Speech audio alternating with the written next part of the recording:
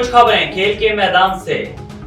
Pakistan super league season 9 के इख्तिताम के फौरी बाद कौमी क्रिकेटर्स बाबर आजम, नसीम शाह समेत दीगर खिलाड़ियों ने माह सयाम में उम्र की सआदत हासिल कर ली।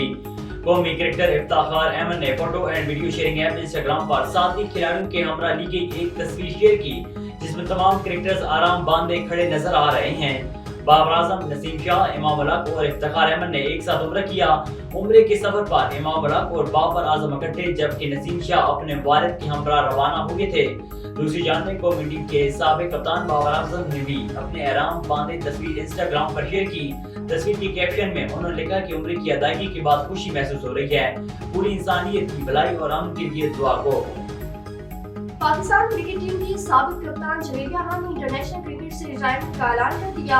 जवेरिया खान ने अपने 15 साल वनडे कैरियर का आगाज 6 मई 2008 में श्रीलंका के खिलाफ एशिया कप और टी20 कैरियर का आगाज 2009 में आयरलैंड के खिलाफ मैच से किया था। जवेरिया ने 208 बैन-अल-अक़वामी मैचेस में पाकिस्तान टीम की नुमाइंदगी की और 4903 रन बनाए, जिसमें 2 सेंचुरीज और 25 मिस सेंचुरियां शामिल हैं। उन्होंने 28 बैन-अल-अक़वामी विकेटें भी हासिल की। डीन एवांस मर्दों के सिंगल्स मुकाबले के दूसरे राउंड में पहुंच गए। इंग्लैंड के number tennis star dean Evans ATP Miami open tennis tournament के मर्दों के सिंगल्स मुकाबलों के दूसरे राउंड में पहुंच गए।